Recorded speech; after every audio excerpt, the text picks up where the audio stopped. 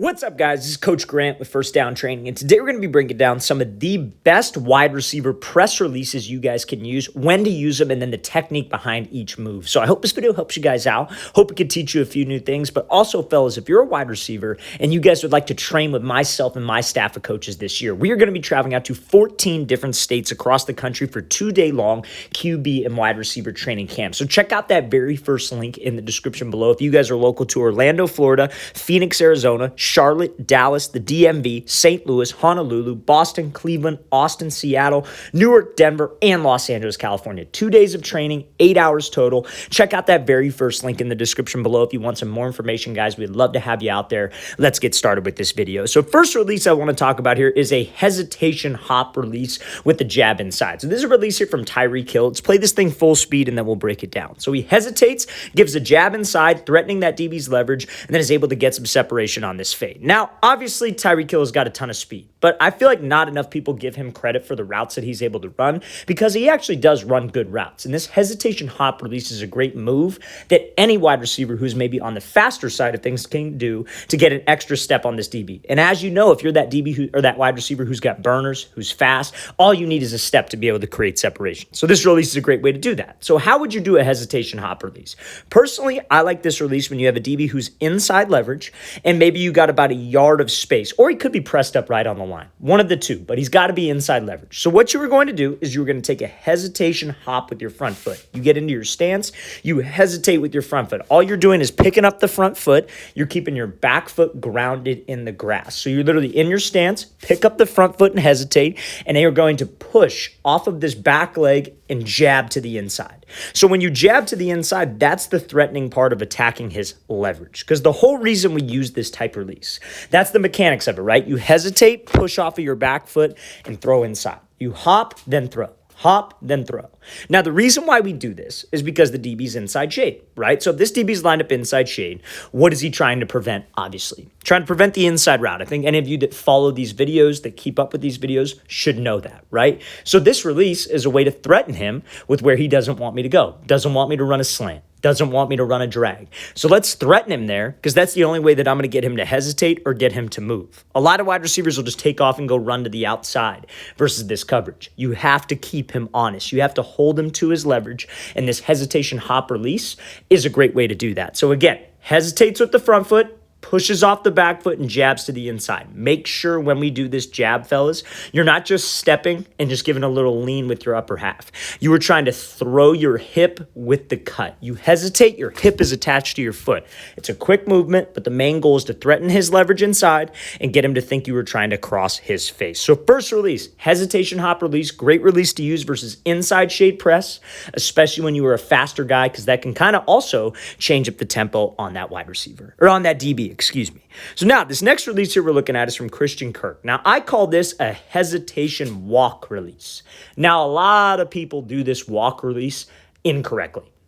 Now again, when I say walk release, I don't mean to actually walk. That's where so many guys will go wrong. I can't tell you how many one-on-one videos, one-on-ones that I've been a part of, where you'll get a DB who's in off coverage like this, and guys will literally walk at him and then try to throw a jab to the inside. Like, I'm not even exaggerating. They will walk. That's the worst thing you could possibly do, and that is the most unrealistic thing you can possibly do. So when I say hesitation walk release, I mean like the fastest speed walk that you can do. Okay, so now Kirk, when he comes out of this stance, I personally think that this situation, he's running like a slot fade route, if you will, or he's got a reduced split running a fade. I think this is an MOR fade, which means that it's a mandatory outside release or a must outside release. So he's going to be coming up to this DB, threatening the inside shoulder, then trying to release to the outside. Normally what I would say if it was just a straightaway fade, and let's say his split was a little wider, I would say attack his leverage and take the inside release. But because it's a mandatory outside release, this is his only option.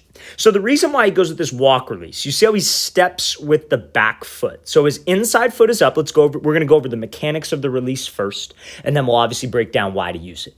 But your inside foot is up, ball is to the right. Now, what you would want to do in this release, you could take kind of a little gather step with your back foot, gather step with your front foot, but you want to essentially walk or speed walk, if you will, step to the DB with your back foot. So you were stepping to him and changing up the tempo a little bit.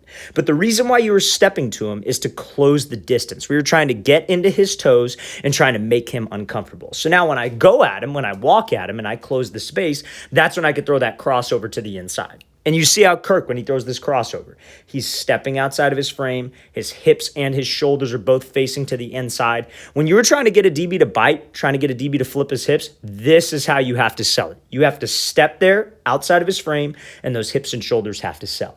So again, DB is off 2 to 3. Your inside foot is up. You are going to step at him with your back foot, close the space, then throw that cross. And honestly, fellas, you could throw the cross either way.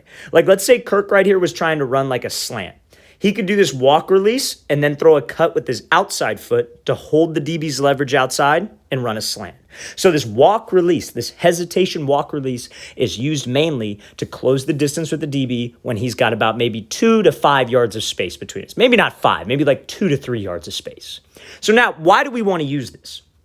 Like I said, we have to close the space, but let's talk about the IQ of it, right? Because it's not just about knowing the mechanics of the release. It's not just knowing how to use the release. That's where guys get in trouble. Like, I've gone over a million different releases, right? We've broken down millions of clips of film, probably literally over the course of the years we've been doing this. And again, if you don't know when to do it, you just know how to do it, you're never going to actually do it. So we got to know how, and we got to know the reason why. So this DB's lined up outside shade. Outside shade, what's he trying to prevent? Trying to prevent the outside route. But we have a mandatory outside release route. So what my thought process is I'm going to close the space with him. I'm going to try to step onto his toes and threaten his inside shoulder, hoping that maybe he'll flip his hips. Because I know if I just try to run around him, or I know if I take the inside release, I'm wrong because it's a mandatory outside release. So I got to close the space to make him uncomfortable, throw that jab to the inside. So if this walk release is something that I have on my tool belt that I can use, this is when I would want to use it. So let's play this again, full speed one more time. Main thing about this hesitation walk is just to close the space, make sure our tempo is not slow. Our tempo cannot be slow when we are doing that release. Okay, so now, next release I want to talk about here, and this is pretty much unstoppable, this release, if you do it correctly, and that is a split reaction release. So again, it's probably like more common, you guys probably commonly know this as a split release. I call it a split reaction release because this DB is in head-up press. So we don't know, when a DB is in head-up press, do we know what leverage he has? And by leverage, I mean, is he shaded outside or is he shaded inside? Like, is he trying to protect the inside or is he trying to protect the outside? We don't know because he's in head-up press. We can kind of take maybe an educated guess based off of film study. We know that every time this DB that I'm going up against throughout the week is in head-up press, okay, it's covered. Like, let's say every time he's in head-up press, it's 2-man. I know it's 2-man, and he's probably going to be trying to protect the outside. Funnel me to the inside.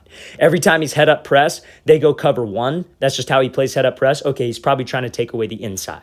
So you just got to kind of understand pre-snap, but also be able to react. And this split release is a great way to do it. So I'm sure everybody's heard of a split release. If not, we're going to break down the mechanics of it. But let's play at full speed. So Mike Evans splits, sees the DB shade to the outside, and just takes what he gives him to the inside on this like kind of slant, in route, bender, whatever you want to think of it. So, DB's head-up press. What Evans does with the split release. A split release is essentially where you take your front foot, so that could be either foot too, by the way, because the ball is to the right and he has his stance switched. Why do wide receivers switch their stance? They switch their stance for timing and to throw off the DB. So, like, for example, if you're running like a slant route concept where the outside receiver's running a 3-step slant and they want you running a 2-step slant from the slot, what do you think you're going to do? You're probably going to have your stance switched because that's the only way you could hit it in 2 steps. So that's why they do it. Some guys like to do it for like a 1-step out route. It's just to throw off the DB, but also for timing on the play.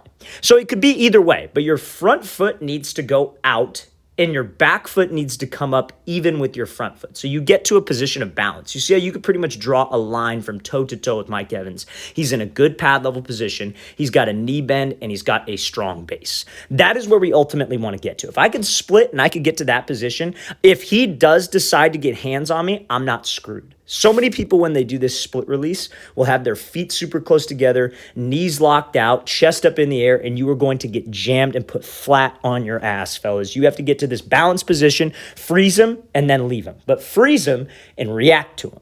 So I love this split release in this exact scenario. I come up to the line, like let's say I'm playing wide receiver right now and I see a DB who's in head up press.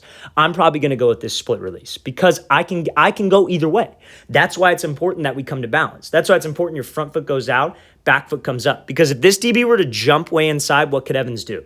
He could take the outside release. If this DB jumps to the outside, what can he do? Take the inside release because he's in a position of balance. Good pad level, both cleats are in the grass, and he's got a good base. He can react. So when he splits, he's just gathering info. How is the DB playing? DB shades to the outside? Okay, cool. I could take the inside release. So fellas, split release is best used, in my opinion, when he's in head-up press. If you got inside shade or outside shade, you could still use the split release. Like if you love that split release and let's say pre-snap the DB's inside shade, you can split and then give almost like a jab with your inside foot to threaten his leverage and then take the outside release. So you can use the split in any press situation, but I personally like it and think it's the most unguardable versus head up press. Let's play this thing again, full speed one more time. Great job by Evan splitting, getting the react off that DB and winning on that route. Okay, so now next release I want to talk about here is from Amon-Ra St. Brown. And mainly, honestly, I just want to talk about crossover mechanics. So you can use a crossover release when the DB is off like this and you're sliding to the outside, which is what Amon-Ra does here. You could do crossover when the DB's pressed right in front of your face. You could do it when he's off 5 yards and you have to close the distance with him. There are many different ways you can use this crossover, but the mechanics of it still remain the same. And that's what I want to talk about mainly because there's many different ways you can use it. So he comes off the ball, he slides, hits this guy with the crossover, and then is able to win on this flat route, right? I'm going to play this again full speed one more time. He slides to the outside, crossover, and then wins on the out. So let's talk about it.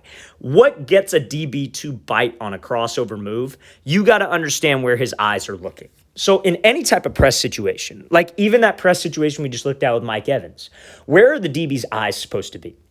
On the hips of the wide receiver, right? He's trying to read our body language. He's trying to see which way my body goes because that's supposedly going to tell him where I'm going to go.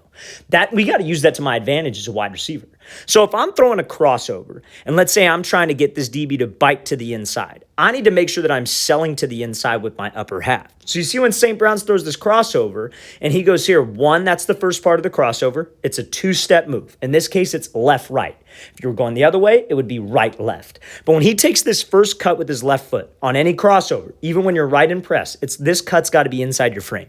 It's got to be inside that shoulder frame. You got to make an explosive step because now when I make that explosive step inside my frame, I'm not trying to sell with this cut. I'm trying to create energy off of this cut. So I could push and throw to the inside. So you see when he pushes off of this cut, he can step outside the DB's frame. His hips and his shoulders can sell to the outside. That is what will make a DB to jump. You selling with that upper half and using that first part of the crossover as a quick step inside your frame to push off and sell to the outside. Let's play this thing again, full speed one more time. That's a perfect release here by St. Brown. That's exactly how you'd want to use the crossover. If you're in press, like let's say you're just right here off the line, you got a DB who's inside shade, you're running a fade. When you do that crossover and you step with the left foot first, it's a short step so we could push into the right foot and sell with my upper body to hold that DB to the inside. Crossover release, great way to get separation if you know how to do it.